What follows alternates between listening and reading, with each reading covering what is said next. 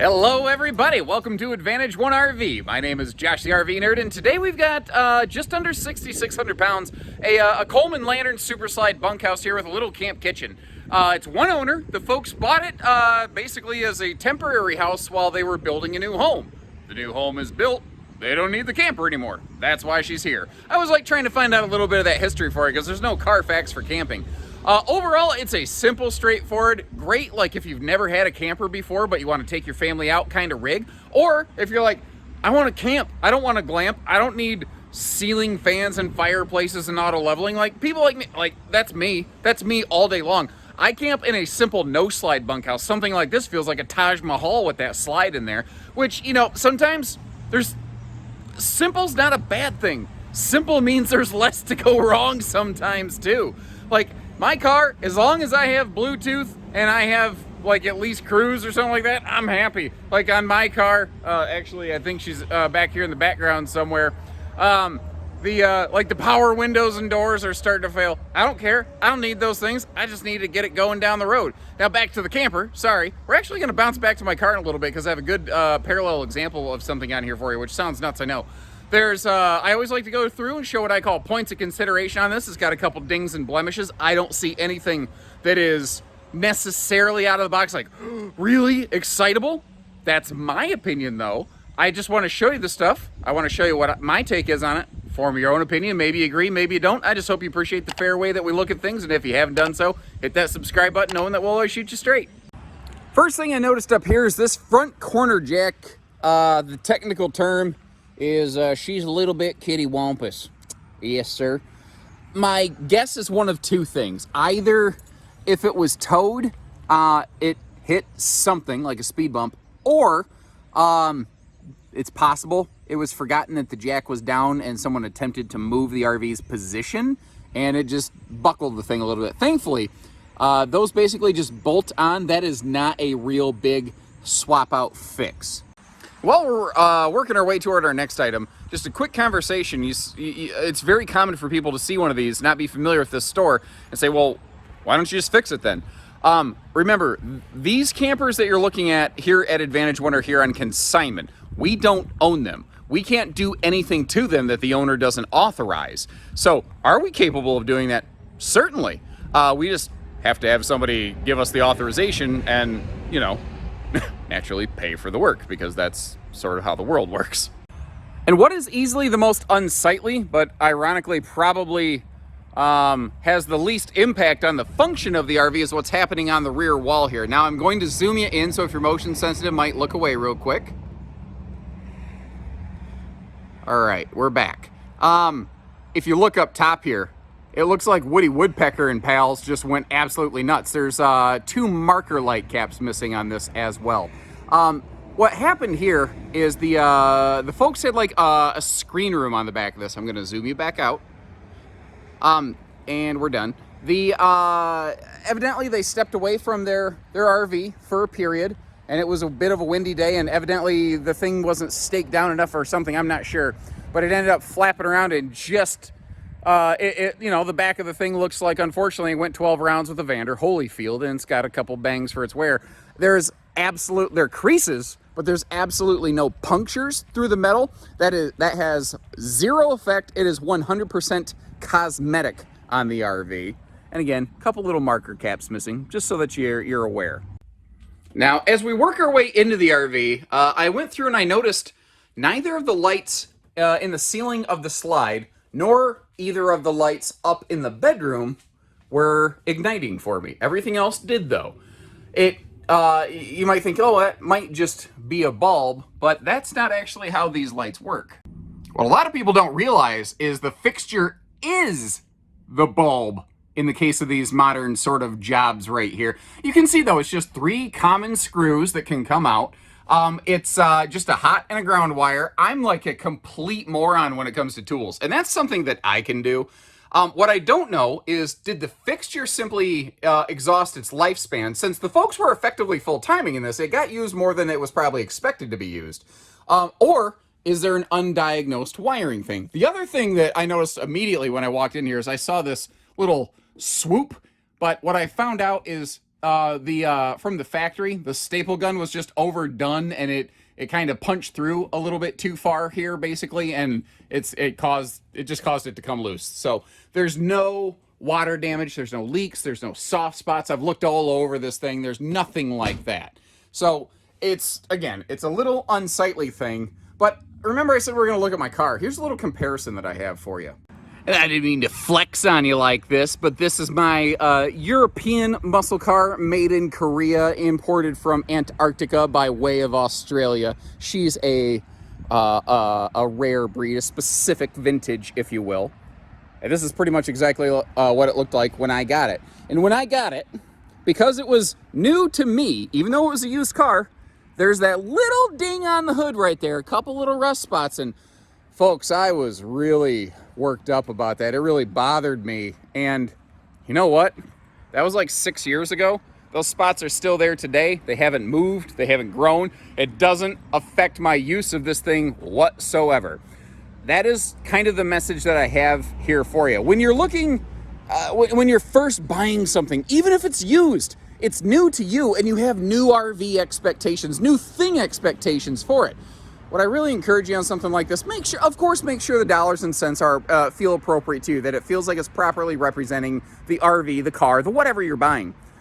But ask yourself, in 6 months, am I really going to worry about the little Woody Woodpecker marks on the back, or those couple little lights that could probably be swapped out, or that little corner jack that's an easy fix? If you buy it at the right dollars, you can take care of those things or just save the money. Does it work for you? And there's no right or wrong answer to that. I'm not trying to discourage you one way or the other. I'm just drawing a little bit of a parallel here that I experienced in my own life. Now, I realize that we've gone a long time before actually looking at this camper, so let's get Doug in here. Doug! Get in here, bud! I keep forgetting Doug still doesn't work here. Now, in my I don't even know, 12 or 13 year career now, something like that. It's kind of like if you ask me how old I am, I got to do the math. I don't even freaking remember half the time. But when I've seen campers like this that somebody temporarily lived in and they knew it was going to be temporary, I have seen where people will often not take care of the RV because, like, well, it ain't like I'm going to be keeping it forever. Seems to sort of be like the overarching logic. I don't see that here. Actually, I see a lot of respect was paid to it. Like the seating over here. Notice that there aren't like human butt buckets worn into the foam in the dinette or in the sofa, as the case may be. Stuff looks fine. You know, the floor is nice and gleamy. Actually, other than my dirty footprints, for which I feel bad, I'm probably actually going to go inside and get a little kind of mini mop and clean up after myself in here because it was totally spick and span before they dropped it off. And you can tell it wasn't cleaned just before they brought it here. You can tell that it was kept that way. I've done this long enough that, like, I know the corners to look in. Like, if you look under the sofa or the dinette, for instance, you can tell people who cleaned all the time versus people who cleaned, because now it's time to sell it. There's a total difference between a regular upkeep and a once over. Both of those bunk windows open, by the way, for storage. I'm getting ready to look at the storage. Yeah, the window's open for storage. You get what I mean, right? They open for airflow. Speaking of storage, let's look inside here. Giant walk-in closet behind the pantry. There, behind the entertainment center. Oh my Lord, I can't speak. What is wrong with me? You get the idea, right? Okay. Below the entertainment is actually like almost a little mini space, I think kind of dedicated a little bit more toward the bunks, which is cool. That is a 6 cubic foot gas electric fridge freezer. It's a basic kitchen setup, but it's effective. It works. It does what it needs to. It doesn't do anything more than it needs to. One of the other things about this one, I should be able to get the slide closed on this RV is effectively fully travel accessible. You do need to use both doors, and again, we'll show this for you in a minute here, but like from that rear door, you can get to the bunks, the bathroom, all of the kitchen. The way that they arrange that kitchen counter is really effective. Now, this is a camp queen. If you wanted to go a longer true queen, you could. You'd do a little bit of the butt scoot boogie around the wall, but nothing major. Both sides of the bed, by the way, have those handy, not just hanging closets, but dresser stands with a drawer, which I thought was a nice little touch. That's the thing. Like, This camper is what I call a Megan Trainer. It's got all the right junk in all the right places. It's never overdone, but I also don't really feel where this has been underdone in any area. For just a basic family camper, it's very effective in those goals. I do like the storage. Oh, speaking of the storage, this has like a ridiculous 3,100 pound cargo capacity. I don't even know how you'd accomplish that. You would have to load this thing with like bags of concrete mix. So the axles are frankly like effectively overrated, I think, for what you would ever use this for. And then again, the storage aspect here, realized that we passed by this earlier, but dedicated for the bunks. Since you have that walk-in pantry space behind the TV, this can be personal bunk space storage type stuff. That's a nice touch right there. The bathroom is, like the rest of the RV, simple but effective. Again, it's not like, ooh, over-the-top, flashy, fancy stuff like maybe you want to swap out for a porcelain toilet. There's nothing wrong with the plastic toilet. There's nothing wrong with really anything I see in here. I do want to talk about one thing, though. It doesn't have a shower surround panel, and that really freaks some people out because they think, oh my God, you don't want water in a camper. That rots them. I've seen water damage walls, so am I water damaging my own wall? The answer here is not if you do it right. And this is how RVs were for a long time, and it functions fine. But what you need to do is, after you shower, you need to take your towel and you need to wipe everything down, and you need to run that fan to get the excess humidity out of the air. And assuming you do that, the walls are going to hold up just fine. They're going to be just fine over the years. The only thing I noticed on this that kind of... Oh, actually, I saw somebody throw in a tip. Can anybody else give me some confirmation of the validity of this? They said, get some of those, like, peel on or stick on, like, floor tiles or something like that. Put them all over the walls here and basically waterproof your walls. Is that like one of those awesome camping hacks that like no one's ever heard of before? It makes sense on paper, but I haven't really thought it all the way through. I just want to make sure, it is a viable solution. Let me get this curtain out of the way. Get the curtain out of the way, Josh. There we go. Good Lord. I had about a heart attack for a second when I came back here. I looked at this and went, oh my God, there's a screw in the wall. I took the time to look a little bit closer though. This must have been by intention because it's all sealed up. If I had to guess, I bet that was like just to hang a loofah or something like that. So again, speaking of traveling access, taking a moment to close the slide up right here.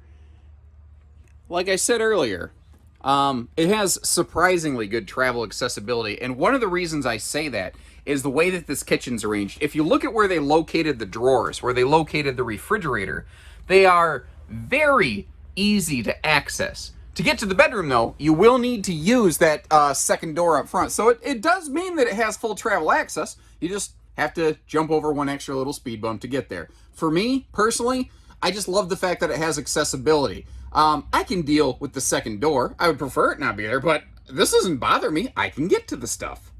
I did just spot one other little thing here. The LED light strip under that awning must have gotten warm in the sun, and it looks like it was just kind of glued up in place. You can see it sort of dangling down a little bit there. Again, it's an easy little cosmetic thing. That's what I've noticed here. And like you look at this, you say, man, it's not that old. You've mentioned a handful of cosmetic things. Something to consider. RVs like this are really only designed with the expectation that you're going to use it a time or two or three a year. So for this RV's expectation, its build, it's actually been used several years worth. And I mean, overall, I don't think it's too bad. Again, I kind of look at it like the equivalence of my car. It's not flawless, but man, she ain't dead. I mean, there's a lot a good camper left to be had here. This is like 98% good news, Little mini camp kitchen. That is just kind of what I call the dog dish flip out sink. But hey, handy little water source outside, which is kind of cool. A little mini fridge out there to help supplement the fridge inside. That is a bumper grill prep on the back there. I have not located a grill that is to be included with this. Either I missed it or it's possible that this was just grill prepped. This is it says Coleman. It's actually, that is a second name, a private label specifically for Camping World for the Aspen Trail travel trailers. And that's not a knock. I'm just simply explaining. This is an Aspen Trail. that Camping World has an exclusive name for. It's just a neat little marketing thing they do. Good for them. The Aspen Trail, though, is a cousin to the Keystone Springdale. And a lot of times what the one does, the other does.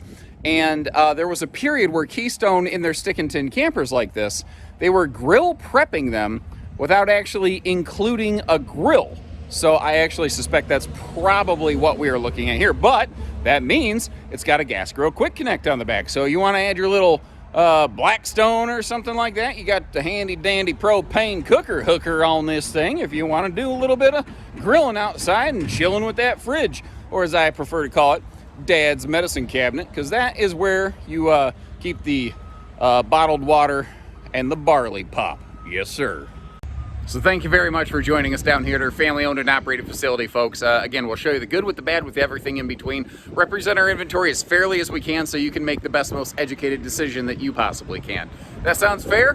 Give us a call. Let's get you going. Till next time, take care, stay safe, have fun, and have an A1 day, everyone.